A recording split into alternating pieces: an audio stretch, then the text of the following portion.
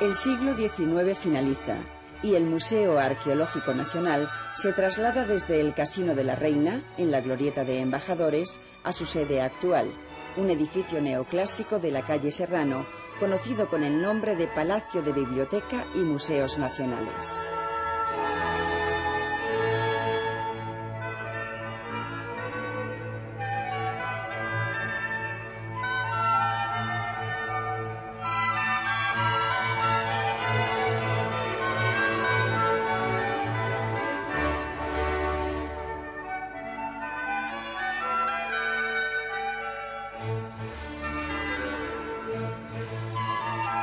Las colecciones de antigüedades se han distribuido en el interior del edificio con un criterio que identifica la posición espacial con el tiempo histórico. En consecuencia, la prehistoria sustenta los pilares de la humanidad y sobre ellos se alza el edificio de la cultura humana. La talla de Hermes contempla desde su pedestal la escalera que comunica las diferentes etapas de la historia.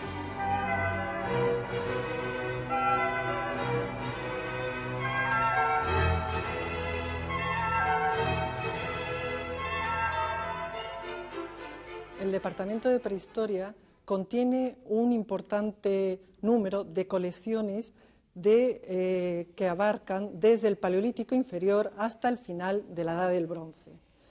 Estas colecciones proceden en su mayoría de la península ibérica, aunque hay también de prehistoria extranjera, como las de los países escandinavos, formadas a lo largo del siglo pasado, o las que constituyen la sala dedicada al antiguo Sáhara español. Esta colección de prehistoria del antiguo Sáhara español tiene el gran valor de ser una de las pocas colecciones de prehistoria norteafricana que se expone en uno de los museos europeos.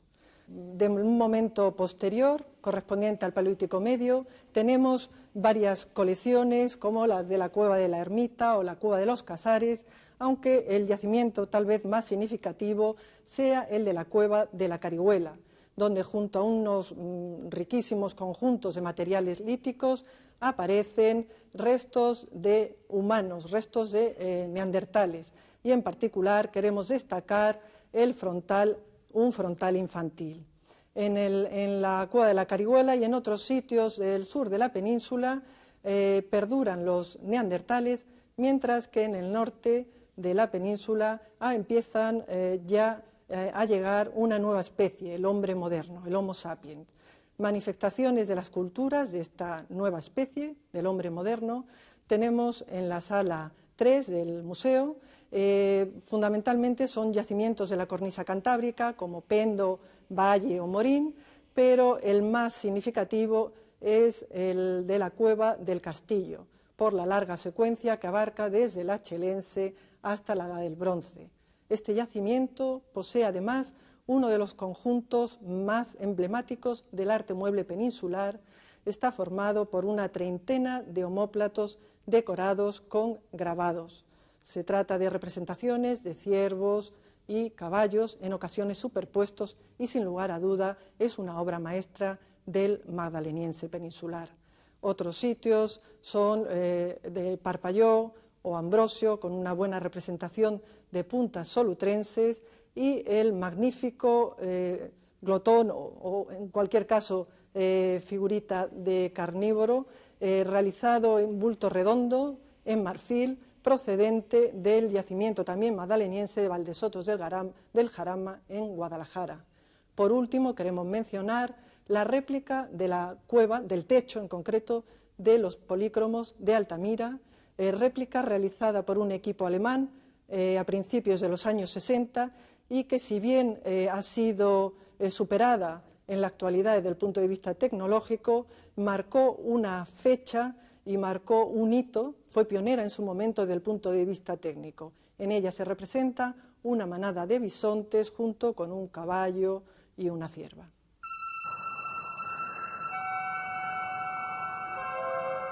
Imaginamos un escenario arcaico y todavía nos sobrecoge la crudeza del clima, la fragilidad de nuestro cuerpo en comparación con las proporciones de la codiciada presa, una bestia descomunal.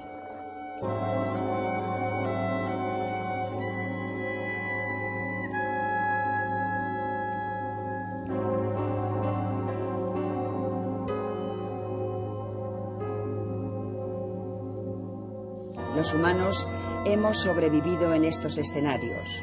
Probablemente nuestra capacidad para imaginar y representar lo imaginado nos ayudó a conquistar los infinitos objetos del deseo.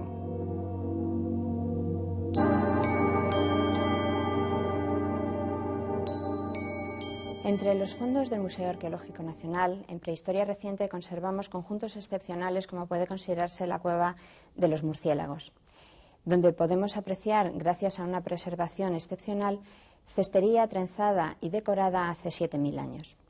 Otros conjuntos muy interesantes son los que nos ha legado Luis Siret, que fue uno de los primeros arqueólogos que trabajaron en España, y gracias a sus trabajos conocemos yacimientos tan interesantes como el Garcel, Almizaraque o los Millares.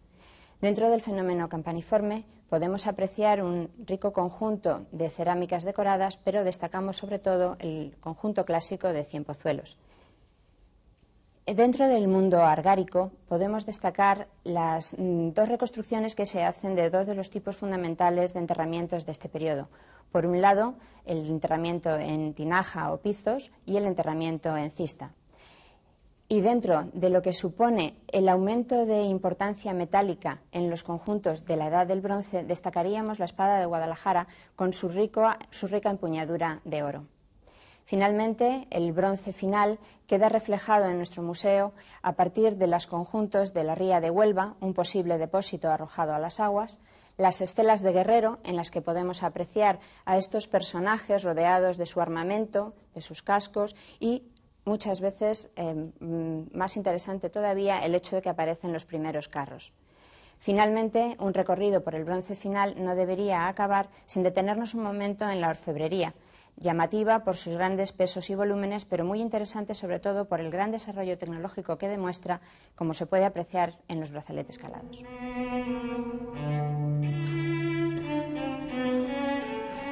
El hombre perfecciona las técnicas metalúrgicas. Los avances alcanzan la organización social y aparecen las ciudades-estado. A este periodo, los historiadores lo denominan protohistoria.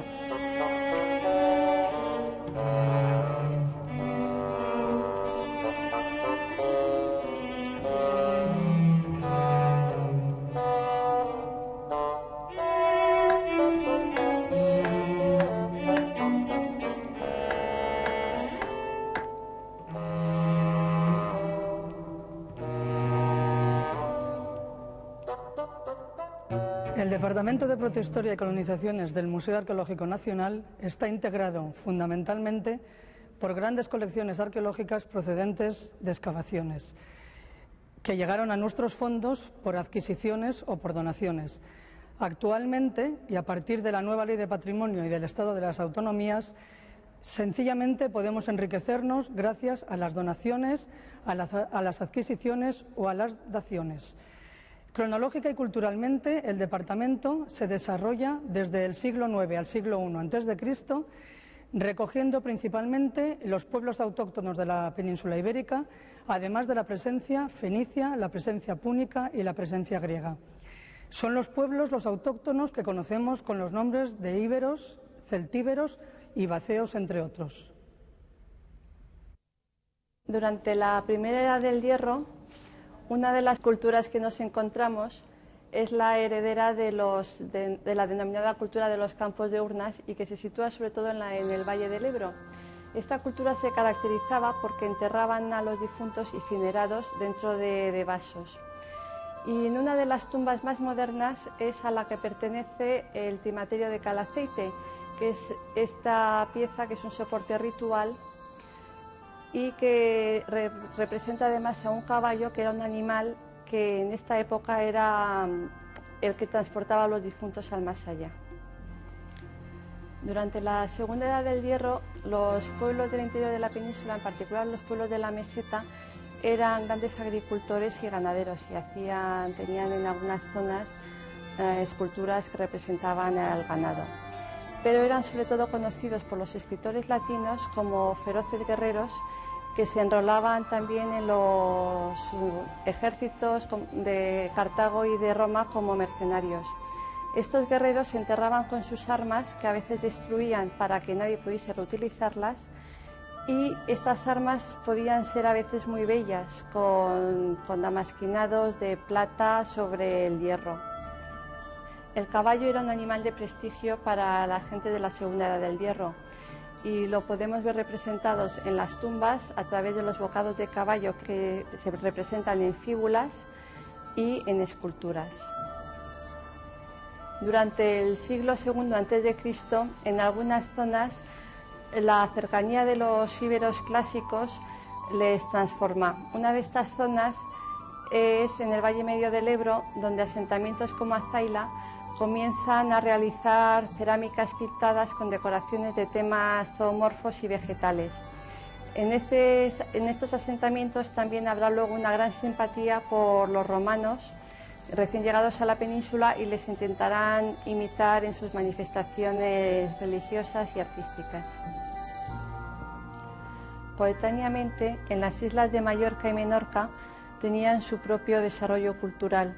Es la cultura que conocemos como talayótica y que se caracteriza por las grandes arquitecturas con piedras de gran tamaño, como navetas, talayots, etc.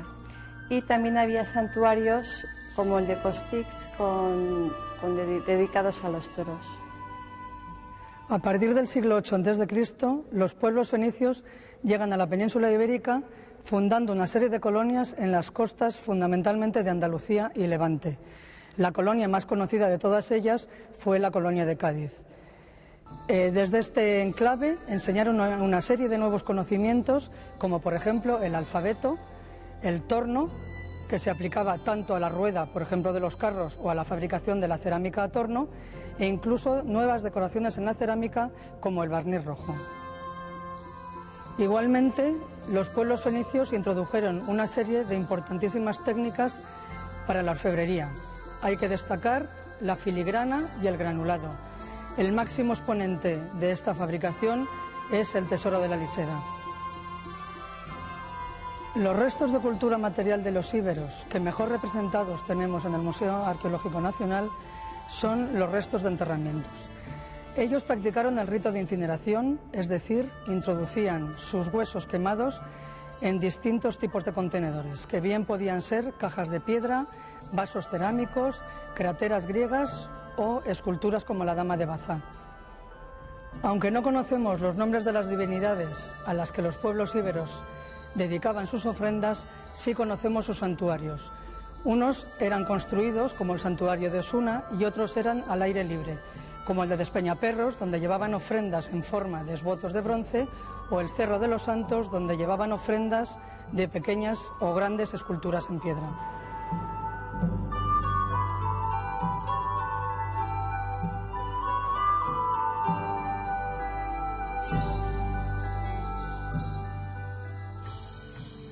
En el siglo II a.C., la península ibérica se incorporó al Imperio de Roma como una provincia más. El Imperio romano también había alcanzado el norte de África y el milenario Imperio egipcio se había sometido.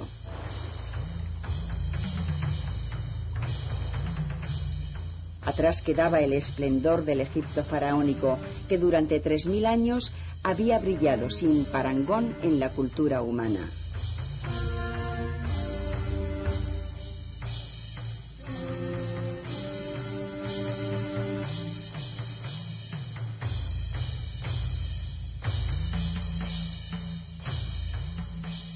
Estamos en la sala de antigüedades egipcias del Museo Arqueológico Nacional y en ella podemos contemplar la mayor colección de antigüedades de esta magnífica, de esta interesantísima civilización que hay en España en la actualidad.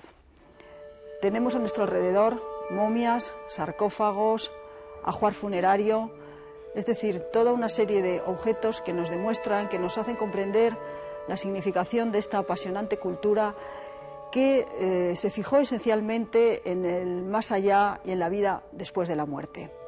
Era necesario poseer una casa de eternidad, es decir, la tumba, momificar el cadáver para que éste permaneciese intacto y realizar una serie de ceremonias fúnebres para que continuase la vida después de la muerte. Asimismo, se acompañaron de todos los objetos que habían utilizado en vida, puesto que en el más allá la vida iba a ser prácticamente igual que en la tierra. El ajuar funerario estaba compuesto por una serie de piezas que en ocasiones están vinculadas a la vida cotidiana. El difunto se llevaba con él sus sandalias, muebles, collares, botes de ungüentos y perfumes, pero asimismo se rodeaba de una serie de objetos necesarios para protegerles de los peligros que hubiera en el más allá, por ejemplo, amuletos. También los suseptis son unas figuritas funerarias que reemplazan al difunto en los trabajos agrícolas que tiene que realizar y que en ocasiones cuentan hasta 365, uno para cada día del año. Todo este ajuar funerario se disponía alrededor del sarcófago. En el sarcófago se había introducido previamente la momia y estos sarcófagos, de los cuales el museo posee una interesantísima colección procedente de Deir el-Bahari, de un escondrijo se produjo en la 21 dinastía en torno al año 1000 a.C. Estos sarcófagos del Museo Arqueológico Nacional están decorados con una serie de escenas religiosas en su interior y en su exterior, en las que el difunto está totalmente protegido por estas divinidades funerarias que le evita los peligros que van a surgir en el más allá, porque evidentemente estos peligros existen. Tienen que atravesar la noche en el mundo inferior, donde están las divinidades malignas, y al día siguiente tienen que volver a renacer. Los sarcófagos, las divinidades que están dibujados en ellos, les protegen de todo mal, consiguen que al día siguiente el difunto se renueve como el sol, resucita y como el dios Osiris, y se convierta en un nuevo resucitado y pueda vivir en el más allá. Dentro de la colección egipcia, por supuesto, no pueden faltar las momias. Se identifican siempre con la cultura egipcia. Los egipcios pensaban que su vida, para continuar viviendo en el más allá, necesitaban que su cuerpo permaneciera intacto, de ahí que lo momificaran. En el museo se ha hecho un estudio radiológico de todas las momias que conservamos para saber el sexo, la edad en que murieron, las patologías, las enfermedades, y este ha sido un método muy interesante, a la vez que no destructivo, porque de esta manera, sin tener que desvendarlas y sin tener que manipularlas, hemos llegado a saber muchas cosas.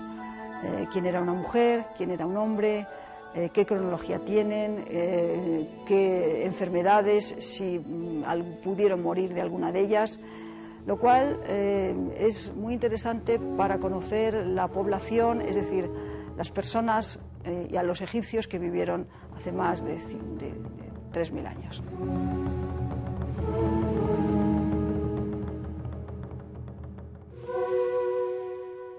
El Museo Arqueológico Nacional tiene la concesión de las excavaciones de una de las ciudades más importantes de la historia antigua de Egipto.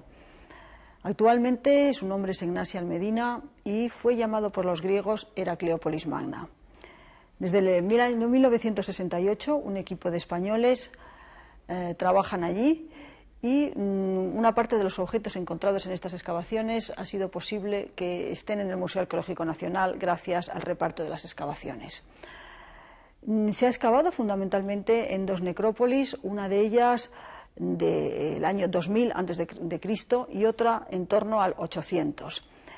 En ambas necrópolis han aparecido tumbas de altos dignatarios y concretamente tenemos aquí un fragmento de una pared de una tumba que se puede fechar en torno al 2000-2100 a.C., es decir, hace ahora 4000 años. Las representaciones están hechas en bajorrelieve, es solamente una parte del fragmento porque la otra mitad está en el Museo del Cairo, y en él podemos ver, debemos de imaginarnos en esta zona de aquí al difunto sentado ante una mesa de ofrendas. Van a realizar una escena y una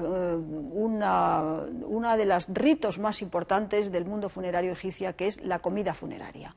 El difunto tiene que nutrirse, tiene que seguir comiendo en el más allá, y para ello necesita una serie de alimentos que han quedado plasmados en la piedra y que por una serie de actos de magia van a poder convertirse en alimentos reales y van a servir de alimentos al difunto. Tenemos aquí la pared.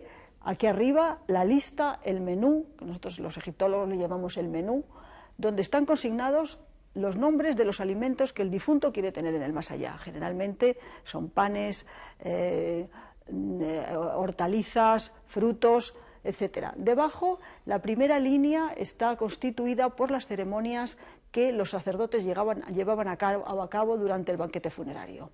En primer lugar, escenas de libaciones, en las cuales sale agua de una serie de vasos para purificar el difunto, otro oficiante con un vaso de incienso en la mano para purificar también y para que el ambiente se inundara de esta sensación de olor que transportaba también al más allá. Detrás un sacerdote lector, que es el encargado de leer los libros sagrados, y detrás un sacerdote Sem, que llevaba una piel de pantera y que está siempre presente en los ritos funerarios. Debajo, en los 3 registros siguientes, se han dibujado los porteadores de ofrendas. Los porteadores de ofrendas que están dibujados con las convenciones típicas del arte egipcio, de perfil, con una pierna adelantado, y llevan en sus manos, en sus brazos, bandejas con estos alimentos que van a ser depositados en la mesa del difunto. Destaca entre todos ellos este de aquí, que se llama el jepés, que es la pata anterior del buey y es el trozo de carne más apreciado por los antiguos egipcios. Aparece en varias ocasiones y todo ello está cubierto con líneas de inscripciones que nos relatan y que nos informan del nombre del difunto. En este caso era una mujer que se llamaba Sat-Bajetep y por tanto la propietaria de la tumba y del enterramiento.